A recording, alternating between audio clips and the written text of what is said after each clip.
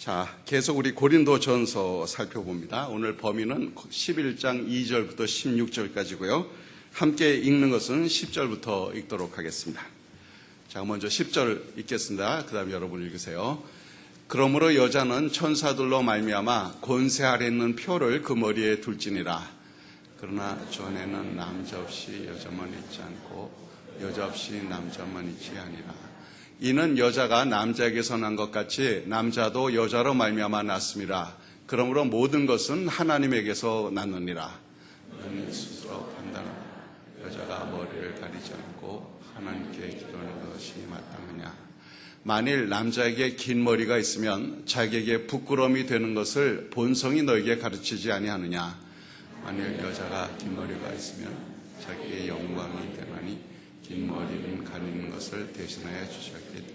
다 같이 논쟁하려는 생각을 가진 자가 있을지라도 우리에게나 하나님의 모든 교회에는 이런 관례가 없느니라. 아멘.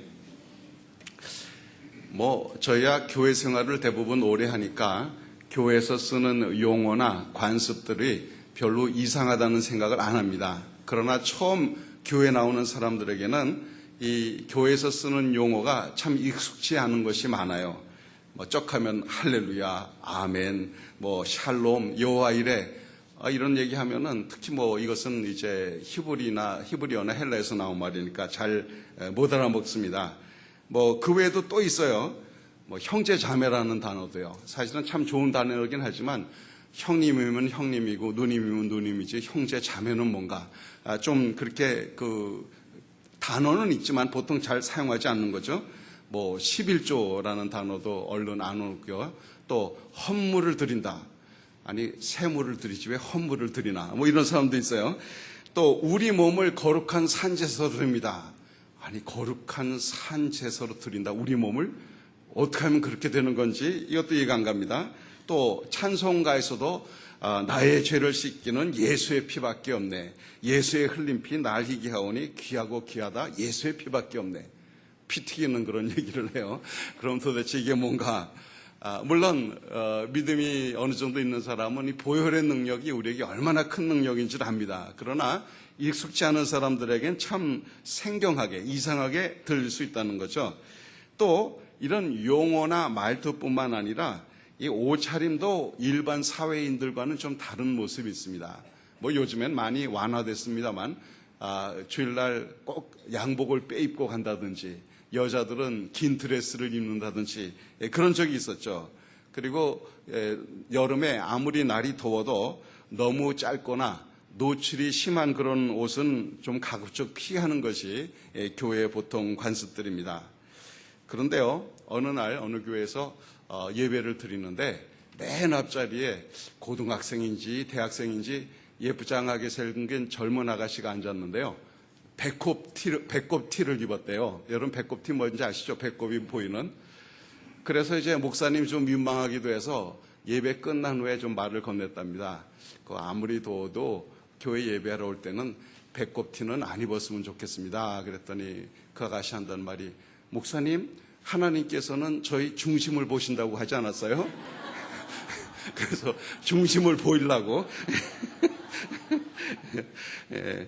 하여튼 우리가 납득이 되든지 납득이 안 되든지 교회는 그런 여러 가지 관습들, 전통들이 있습니다.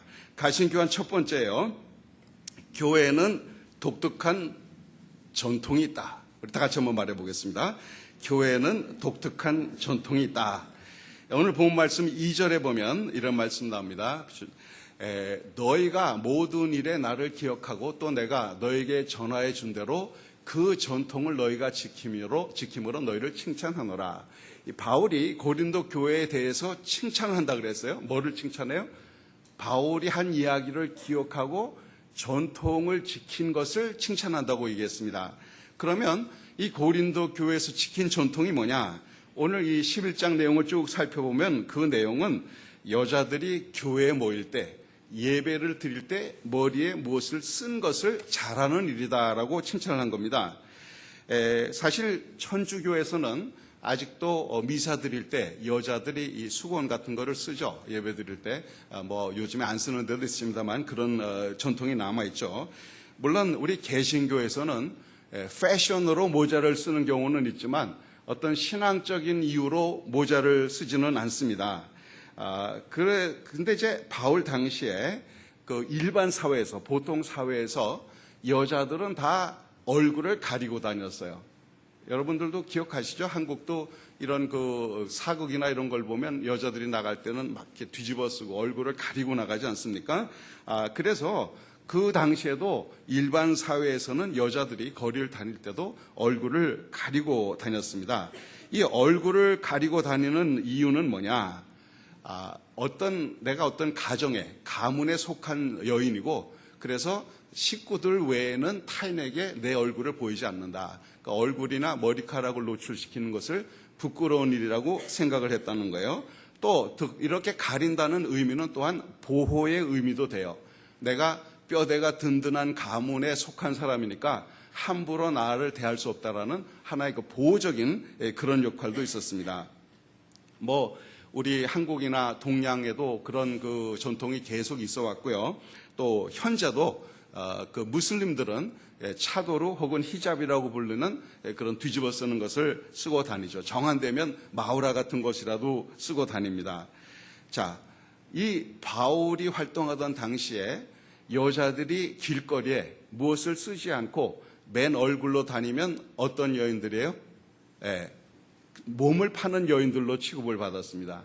그렇기 때문에 보통 여염집 여인이라고 한다면 반드시 얼굴을 가리고 머리에 뭔가를 쓰고 너울을 쓰고 다녔다는 거예요. 사실 원칙적으로 말한다면 이제 그리스도 예수 안에서 다 자유함을 얻었기 때문에 교회 안에서 자매들이 꼭 머리에 뭐를 써야 되는 것은 아닙니다. 그렇죠? 쓰지 않아도 되는 자유가 있어요. 그런데 그 자유를 사용하다가 오해받지 않도록 보통 사회에서 통용되는 관습을 교회에서도 전통으로 지켰다는 거예요. 현대도 마찬가지입니다.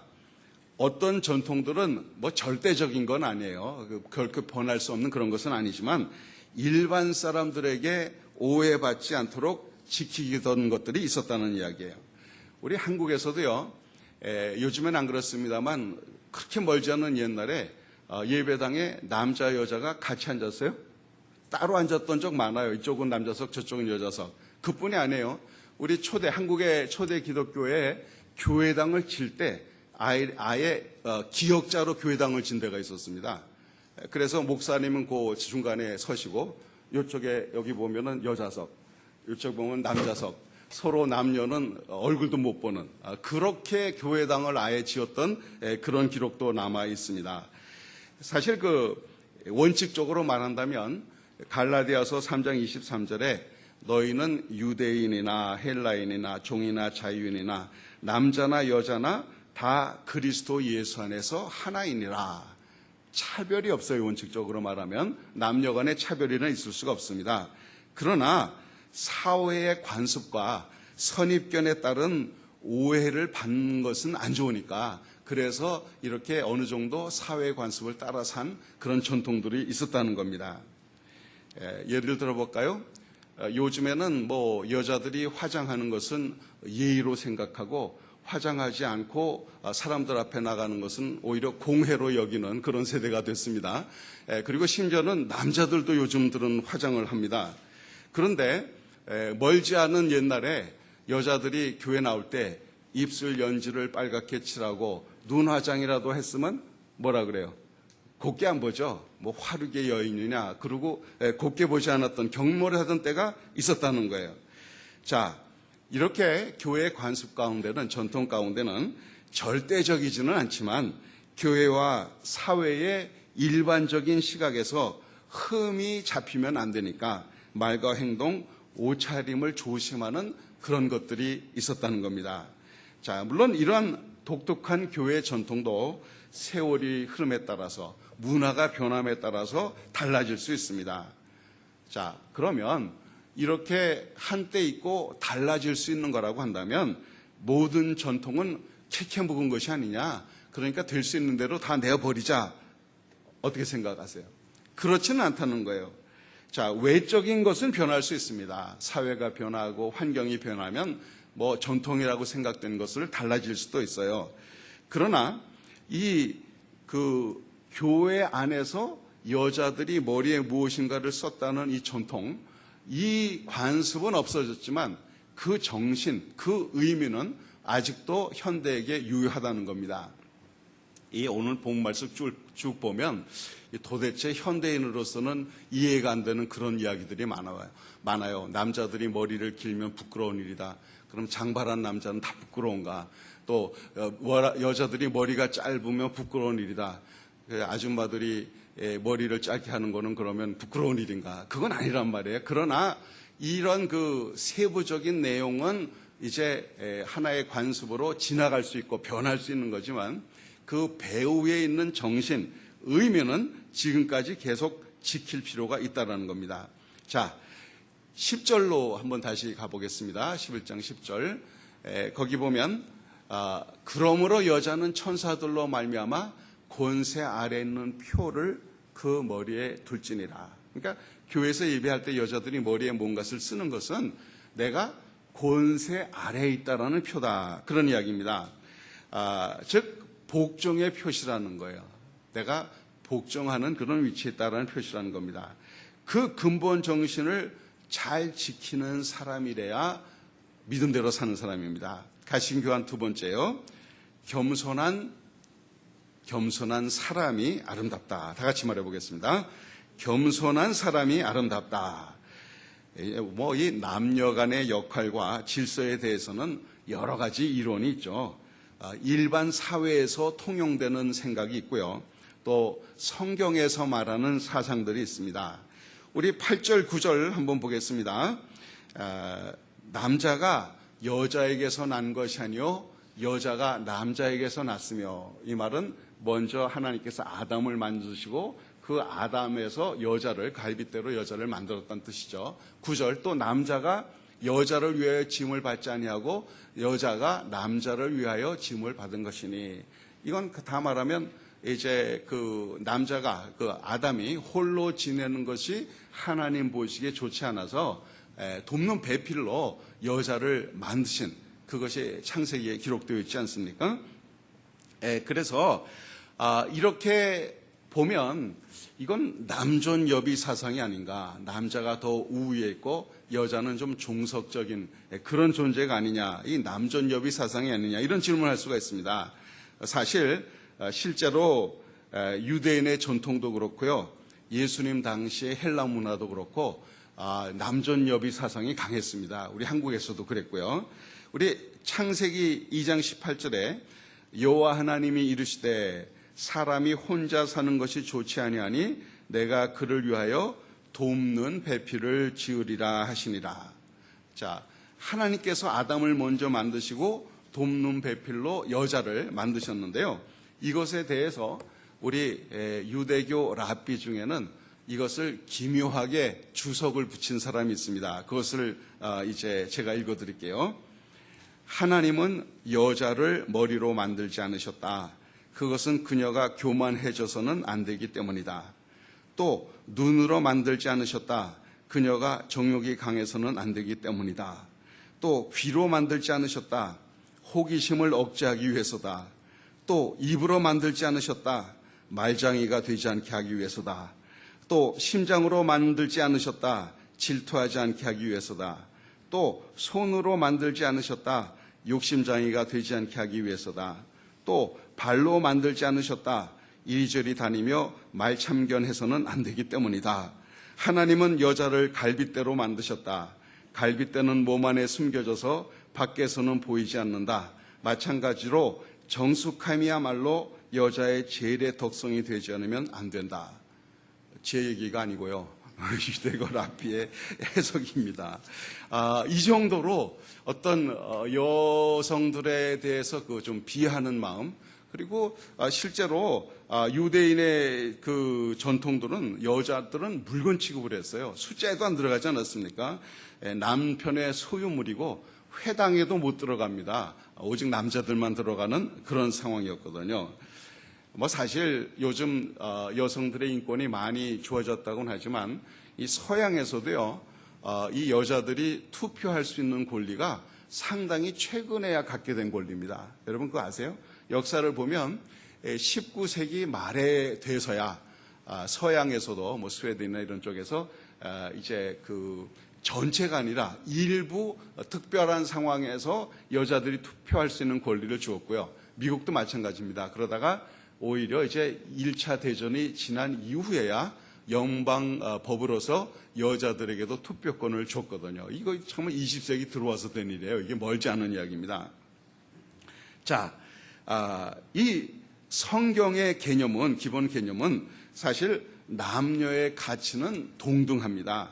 왜냐하면 하나님께서 사람을 만드실 때 당신의 형상으로 만들었는데 남자와 여자로 만드셨거든요. 그렇기 때문에 남자나 여자나 다 하나님의 형상이고 그 가치에 있어서는 동등합니다. 그러나 가정이라는 테두리 안에서 질서는 있다는 거예요. 쉽게 얘기해서 한 단체에 회장이 둘일 수는 없죠. 만약 한 단체 회장이 둘이라면 어떻게 되겠어요? 대단히 복잡할 겁니다. 때로는 부회장이 여러 면에서 더 유능해도 정해진 질서대로 2인자의 위치대로 행동하고 섬겨야 아름답고 그 단체가 잘 돌아가는 거예요. 요즘 여성의 지위가 상당히 높아졌습니다. 뭐 높아진 정도가 아니라 이제는 미국이나 한국에서도 대학 졸업자가 여성들이 더 많아졌고요. 그리고 의사나 변호사도 여성들이 점점 더 많아지는 추세입니다. 그리고 저도 뭐 솔직히 이렇게 보면 여자들의 지성이나 아니면 일처리 능력이 결코 남자에 뒤지지 않는다고 저는 분명히 생각을 합니다. 그러나 창조의 질서에 있어서 그에 따른 가정의 위치에 있어서 분명히 자기가 지켜야 할 선, 그 자리가 있다라는 겁니다. 돕는 배필의 여자는 분명히 2인자입니다. 적어도 가정에서는 그렇다는 거예요.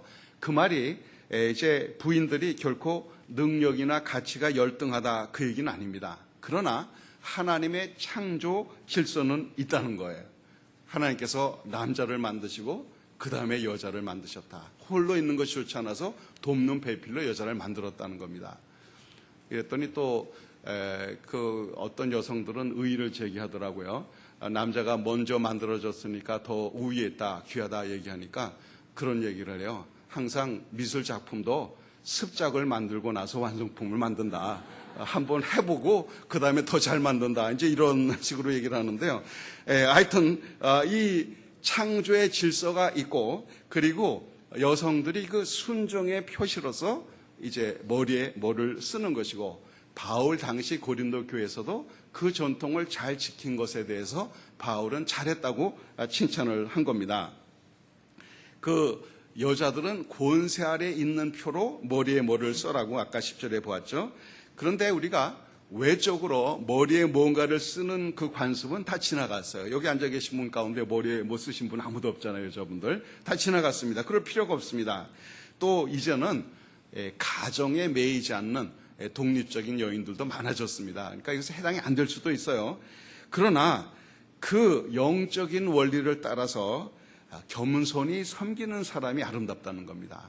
가정에서 내 남편이 비록 능력도 좀 부족하고 내세울 것이 별로 없다고 할지라도 1등으로 생각하고 잘 섬겨주면 남편을 왕같이 받들면 부인은 뭐가 돼요? 왕비가 돼, 여왕이 되는 거예요. 근데 남편을 거지같이 여기면 기껏해야 거지 마누라 되는 겁니다. 그렇기 때문에 항상 내가 어떻게 하느냐가 자기한테 돌아오게 되어 있어요. 그래서 이러한 영적인 원리를 따라서 겸손히 섬기는 여인이 아름다운데, 그런데 사실 엄밀히 말하면 겸손히 섬기는 데는 남녀의 차별이 있을 수 없다는 겁니다. 모든 사람이 다 겸손히 섬겨야 합니다. 자, 가신교한 세 번째요. 하나님의 질서에 순종하라. 다 같이 말해보겠습니다. 하나님의 질서에 순종해야 합니다. 우리 11절 넘어가겠습니다. 그러나 주 안에는 남자 없이 여자만 있지 않고 여자 없이 남자만 있지 아니하니라.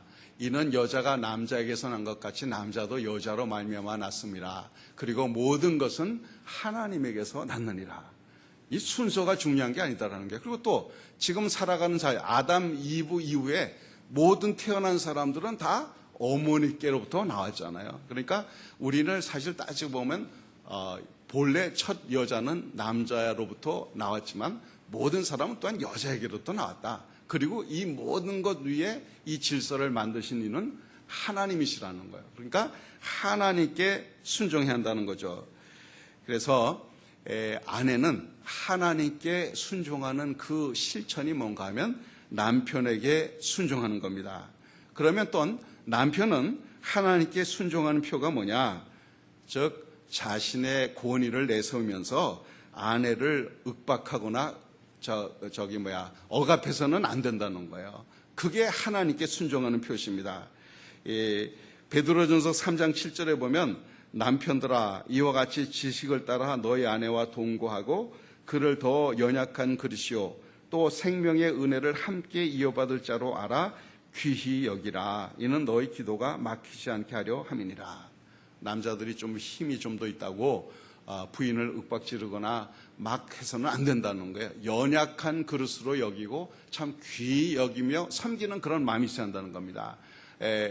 이 부인과 막히면 하나님과 막히게 돼 있어요. 왜냐하면 하나님이 주신 질서를 중심으로부터 잘 섬기지 않으면 하나님과 막히게 되어 있다니까요. 그래서 부부가 물론 살다 보면 다툴 수 있죠. 그러나 가능한 대로 해지기 전에 풀어야 합니다. 그렇지 않으면 문제가 좀 복잡해져요. 이런 얘기가 있는데요. 하루는 아담과 이브가 크게 다퉜대요. 오래 살다 보면 그럴 수 있죠. 그랬는데 크게 다퉜는데 그만 아담이 외박을 했답니다. 나가서 자고 아침에야 돌아온 거예요. 그래서 아침에 돌아오는 아담을 본 이브가 제일 먼저 한 게 뭔지 아세요? 갈빗대를 세워봤답니다.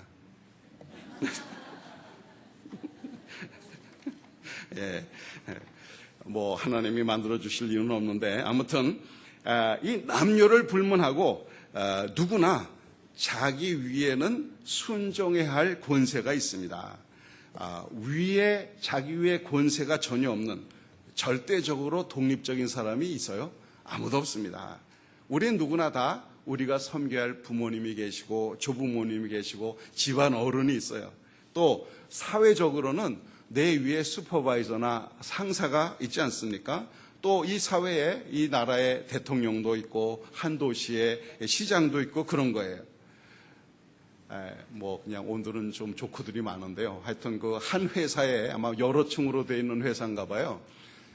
그 2층에서 일하는 그 직원들이 아래층만 내려오면 맨날 이 아래 것들 그러더래요. 아래에서 일한다고. 그래 이제 아래층에서 일하는 그 사람이 직원이 2층에 올라가서는 이 상 것들 그랬답니다. 아래 것들, 상 것들. 사실 사람은 누구나 다 그 위에 권세가 있고 그 위에 권세에 순정해야 아름답다는 거예요. 왜 그러냐면 그 질서를 하나님이 만드셨기 때문에 하나님이 만드신 질서에 순종하지 않으면 결국은 하나님께 반기를 드는 게 돼버리는 거니까요. 그래서 아까 그 유대교 랍비가 요상하게 해석했던 그 내용을 매튜 헨리라고 하는 주석가는 또 이렇게 해석을 했습니다. 여인은 남자에게서 취해진 존재이다. 그러나 남자의 머리 위에 올려놓기 위해 남자의 머리에서 취한 것이 아니고 발 아래 밟히게 하기 위해 발에서 취한 것이 아니라 남자와 동등하게 하기 위해 그의 옆구리에서 취했는데 이는 보호받게 하기 위해 그의 팔 아래에서 취한 것이며 사랑받게 하려고 심장 가까운 데서 취한 것이다. 똑같은 내용을 해석이 이렇게 달라요. 하나님의 창조 질서를 따라 남자와 여자는 자신의 위치를 지키고 순종하는 마음으로 피차 섬겨야 아름답습니다. 겸손한 섬김이야말로 하나님의 뜻을 이루는 능력이 되기 때문입니다. 우리 교회의 전통이 때로 시대착오적이고 아무 유익이 없다고 뭐 그냥 변하는 거라면 뭐 지켜야 되냐 이런 생각을 할 수 있어요. 그러나 교회가 좀 보수적이고 엄격한 편이 낫습니다. 차라리 일반 사람들에게 저거 방종하다, 뭐 교회당은 예배당이 아니라 연회당이다, 이런 소리를 듣는 것보다는 좀 엄격한 편이 낫다라는 거예요. 자, 그런데요, 매사에 전통이나 질서를 무시하는 반항적인 그런 성향을 가진 사람들이 있어요. 그런데 이제 보면 이 교회사에서 이제 기존 질서를 완전히 뒤바꾸는 혁명적인 일을 한 사람들이 있습니다. 그런데 그런 사람들도요, 본래 성향이 반항적인 사람들은 전혀 아니에요. 오히려 순종적인 사람인데 하나님의 인도하심을 따라 어쩔 수 없이 혁명적인 일을 하게 된 겁니다. 예를 들면 마틴 루터, 종교개혁을 일으킨 마틴 루터가 그랬는데요. 그는 본래 천주교 신부아니었어요. 그래서 자기 테두리 안에서 열심히 고행도 하면서 정말 열심히 하려고 하던 사람입니다. 그러나 하나님의 손에 잡히니까 어쩔 수 없이 하나님의 이 그런 개혁의 선봉에 서게 됐죠. 사실 성향적으로 반항적이고 참 기존 질서를 무시하는 그런 사람들은 결국 그 교만함이 자신을 넘어뜨리게 되고 그것에 얽어매여지는 덫이 되어버린다는 거예요. 그래서 이 주어진 하나님의 질서에 순종하려고 하는 겸손한 마음이 있어야 합니다. 이 겸손함은 자신과 이웃, 교회의 덕을 세우는 협조적인 자세죠. 그러한 겸손이야말로 우리 기독교인을 그리스도인답게 만드는 능력인 것입니다. 사랑하는 여러분, 저희가 남자든 여자든 할 것 없이 각각 자기 위치에서 남을 섬겨야 하는 입장에 있고 결국에 모든 곳 위에 계시는 하나님을 향한 그런 순종의 마음은 서로를 향하여서 겸손히 섬기는 것으로 실천이 되는 것이죠. 우리 성경에 나온 이런 내용들이 이제는 다 지나간 캐캐 묵은 옛날 관습이다 생각할 것이 아니라 여기서 말하는 핵심적인 내용이 무엇인가를 잘 살펴봐서 우리 삶 가운데 하나님의 순종함을 이루어 겸손히 서로 섬김으로 주님의 선하신 뜻을 이루고 겸손이 우리의 능력이다라는 것을 기억하고 그대로 실천하는 저와 여러분이 될 수 있기를 바랍니다. 기도하겠습니다.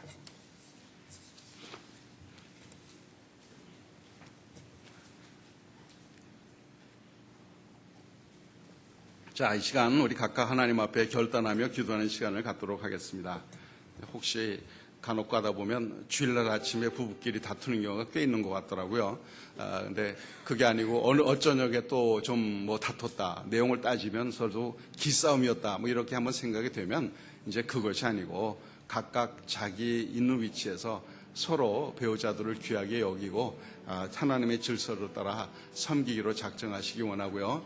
또 우리 일반 사회에서 또 자기 살아감에 있어서 그냥 내가 내 권리를 주장하지 않으면 누가 나를 알아줄까 이런 마음이 아니라 하나님이 알아주시니까 주어진 질서 가운데서 참 겸손히 섬기는 순종적인 그런 마음으로 산다면 오히려 하나님께서 저희들에게 큰 복을 주실 것입니다. 이런 사실을 기억하면서 우리 각각 겸손히 섬기는 그것이 구체적으로 어떻게 실천되어야 할지를 생각하고 결단하는 그런 귀한 시간이 될 수 있기를 바랍니다. 각각 기도하겠습니다.